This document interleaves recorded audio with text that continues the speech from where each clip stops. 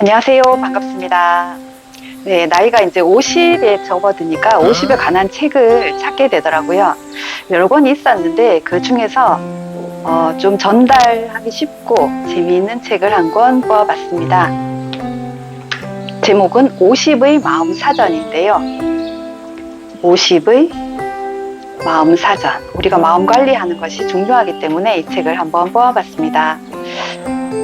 이제 나이가 50에 접어드니까 이제 10대, 20대, 30대, 40대 이어서 이제 50에 접어드니까 많은 것이 변하더라고요. 물론 각 세대별로 처한 상황이나 생각의 방식 그리고 삶을 대하는 태도가 다르죠. 우리가 그때 이제 만나는 경험이 좋고 나쁘고를 떠나서 그 세대에만 느낄 수 있는 감정이 있더라고요. 힘들고 고통스럽고 고민도 많고 그럴 때도 있지만 또 즐겁고 행복하고 기쁠 때도 있잖아요. 이런 것들이 어울려서 우리의 삶을 만들어주는 것 같습니다.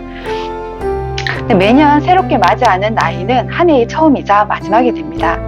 그렇다면 50은 우리가 어떻게 보내야 할까? 공자는 50을 지천명이라고 했습니다. 네, 하늘의 명을 안다는 것이죠. 우리가 40 부록의 나이를 지나서 이제 50이 되었지만 아직까지 이리저리 흔들릴 때가 많습니다.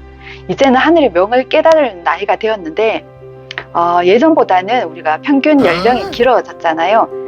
아직 하늘의 명을 깨닫기는 힘들다고 위로를 한번 해보고는 싶지만 생각들이 이렇게 이리저리 흩어지고 왜 태어났는지, 우리가 어떻게 살아가야 하는지, 그리고 살아가는 힘은 어디에 있는지 가끔 궁금증도 생기더라고요.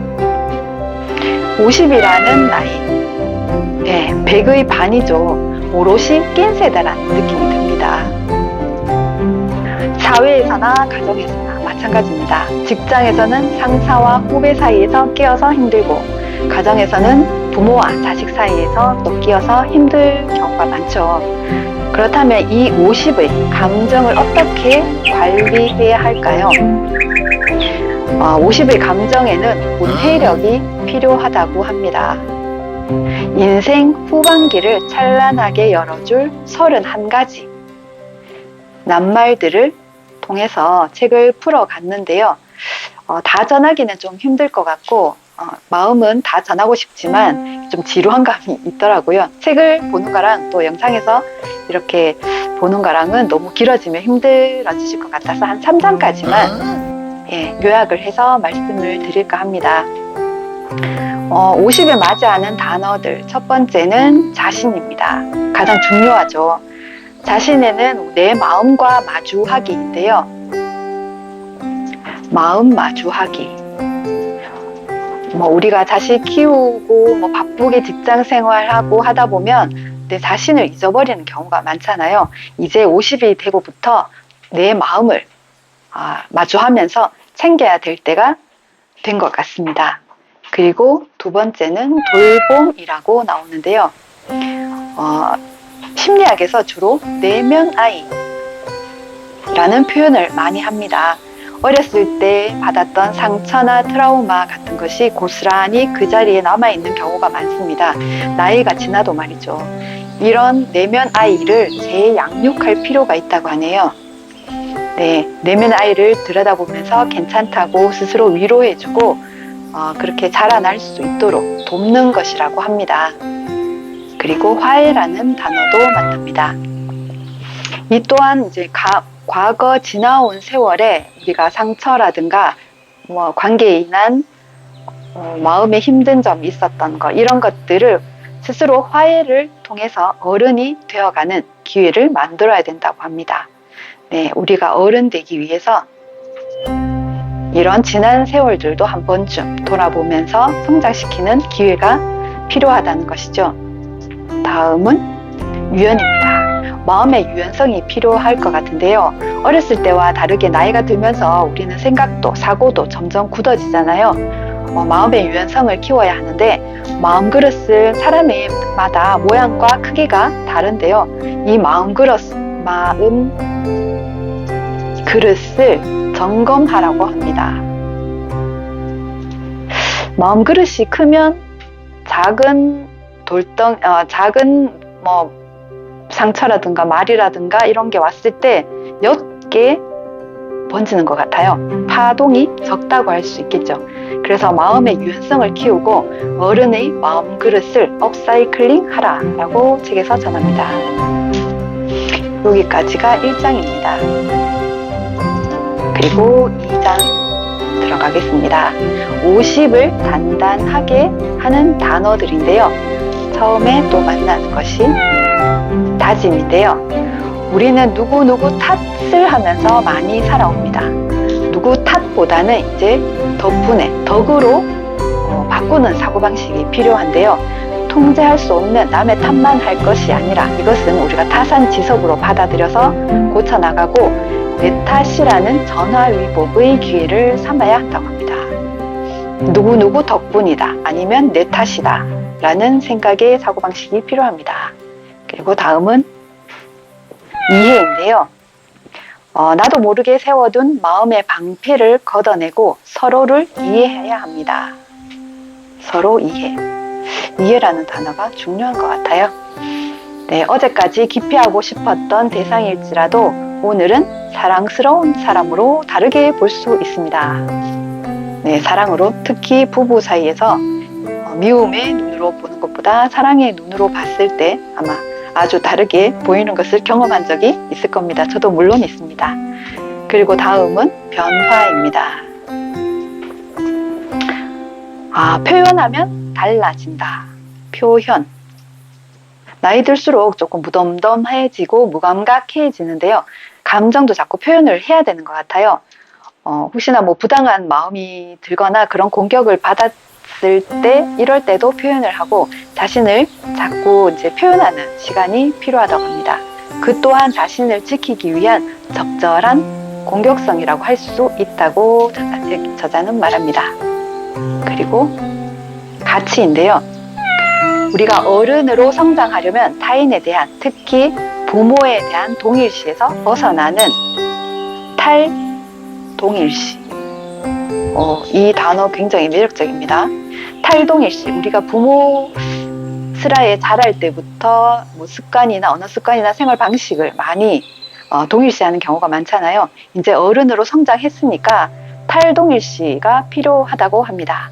어른이 된다는 것은 더 이상 동일시할 대상이 필요하지 않다는 의미라고 합니다. 네, 이렇게 어떤 결점도 나의 고유성과 독자성을 흠집낼 수 없다는 사실을 알면 자기 믿음과 자기 사랑의 힘, 자기 믿음과 자기 사랑의 힘을 키울 수 있습니다. 내가 동일시할 대상은 진정한 나 자신뿐입니다. 내 자신에 대해서 좀 더 집중하는 50대가 되면 좋겠습니다. 그리고 다음은 역할인데요.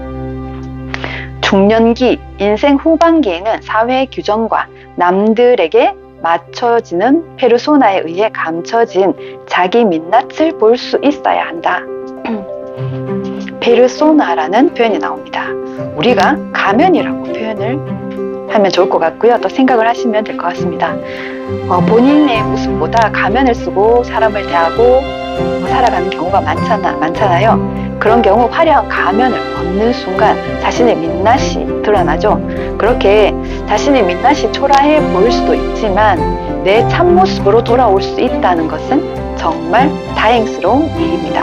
우리는 가면을 벗어야 합니다. 벗어서 민낯으로 살아갈 수 있는 용기도 필요한 것 같아요. 그리고 여기까지가 2장입니다. 3장. 3장에는 50을 키우는 단어들입니다. 그리고 존중이라는 단어가 나옵니다.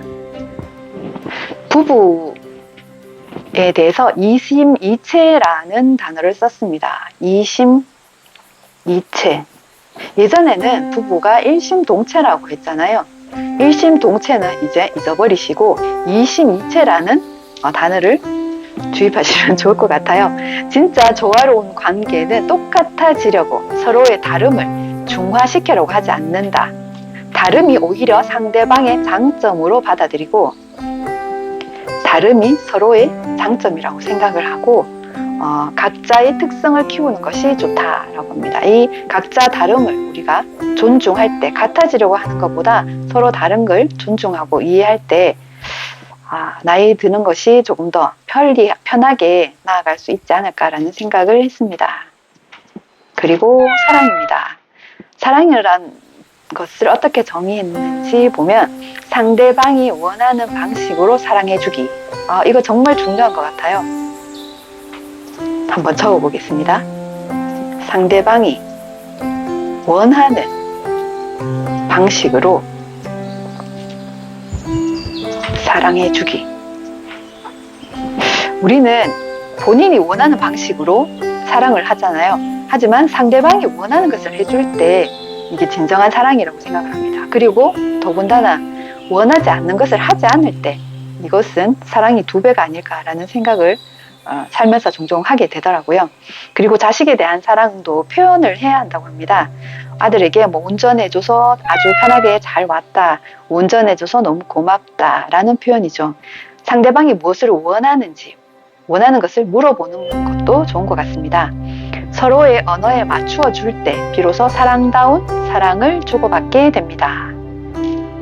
다음은 기억입니다. 기억은 기분 좋고 흡족한 기억도 있지만 우리가 후회나 자책이나 원망과 애달픔이 묻어나는 기억도 있습니다. 기억 조각 이불, 그리고 안전 담요라고 표현을 했습니다. 우리가 예전에 그런 기억들을 무수히 헛손질들이라고 표현을 하는데요. 마음을 이런 것들을 포근히 안아줄, 덮어줄 안전 담요가 최고의 선물이라고 하네요. 네, 그리고 상실로 넘어가 보겠습니다. 우리는 매 순간 상실을 경험한다. 머리카락 한 올이 빠지는 상실에서 소중한 사람을 영원히 잃는 사별의 상실까지 수 없는 상실을 겪어왔고 앞으로도 마주할 것이다. 좀 서글픕니다. 네, 그리고 슬픔, 억울함, 분노, 죄책감, 수치심 등 상실로 인한 감정을 제대로 드러내지 못하면 감정에 대한 상실도 나오네요. 감정도 드러내야 된다고 합니다. 그 감정들의 수렁에 갇히게 된다. 상실하지 마시고 감정도 드러내길 바랍니다. 그러면 나에게 다가오는 새로운 것들을 전혀 인지할 수 없게 된다. 감정을 상실하면 우리는 앞으로 새로운 것을 또 받아들이기가 힘들어지니까요. 감정 드러내기 또 한번 생각해 볼 필요가 있는 것 같습니다. 다음은 인정입니다. 많은 사람들이 자존심과 자존감을 착각을 하는 경우가 많다고 합니다. 자존심과 자존감. 자존심은 순간적으로 기분이 좋을 수 있지만 평생 자신을 힘들게 합니다. 남과 비교해 느끼는 행복은 지속될 수 없기 때문입니다. 남과의 비교에서 오는 자존심이고요. 비교를 멈추면, 비교가 없으면 자존감이 회복됩니다. 저도 책을 읽으면서 자존감이 굉장히 많이 높아진 것 같습니다. 자존심보다 자존감이 높을 때 우리가 삶을 대하는 태도나 행복감을 더 많이 가질 수가 있더라고요. 여기까지가 3장입니다. 네, 더 설명을 드리고 싶지만 이게 너무 길어지니까 힘든 것 같아서 여기까지 정리를 하고요. 내용이 크게 어렵지 않고 우리가 50대부터 삶이 완전히 바뀌어지는 경험을 하고 계실 수도 있고 할 수도 있습니다. 네, 저는 지금 겪고 있습니다. 50이라는 나이가 아주 화두가 됩니다. 요즘에. 예전에는 50이라 하면 삶을 마감하는 그런 나이였잖아요. 근데 요즘에 50은 제2의 인생을 시작하는 나이라고 할 수가 있습니다. 그만큼 평균 수명이 길어졌다는 거죠. 새로운 단계로 접어드는 느낌인데요. 우리가 신체의 변화, 직업의 변화, 가정의 변화, 소소하게 변화를 겪는 시기가 바로 50입니다. 이와 더불어서 신체와 감정의 변화도 함께 오는데요. 이래저래 상황이 바뀌어도 중요한 것은 자기 자신을 중심에 두는 것이라고 생각을 합니다. 자신을 중심에 두는 것이 중요할 것 같고요. 삶의 중심에서 마음의 중심을 잡아야 합니다. 이리저리 흔들리며 성장하는 청춘과는 달리 우리가 내면의 중심을 잡고 성장시킬 필요가 있는 것 같습니다. 중년과 노년으로 가면서 해야 할 일은 깨끗이 씻고 입은 다물고 지갑을 열어라. 친구와 함께 우스갯소리로 했던 말인데요. 근데 생각해보면 정말 그렇다 싶어서 고개를 끄덕이게 되더라고요. 나이가 들수록 깨끗이 씻어야 하고 지적질을 하는 입은 다물어야 합니다. 그리고 베풀기 위해서 지갑을 열어야 합니다. 네, 그리고 50의 마음사전을 보면서 어휘력과 문해력을 길러주는 동시에 감정을 표현하는 감정 문해력도 함께 성장한다는 느낌을 받았고요. 31가지의 낱말들이 지혜로운 50을 맞이할 수 있는 기회가 되지 않을까 생각을 합니다. 오늘 50의 마음사전 한번 리뷰를 해봤습니다. 오늘도 들어주셔서 감사합니다. 다음에 또 좋은 책으로 만나 뵙겠습니다. 들어주셔서 감사합니다.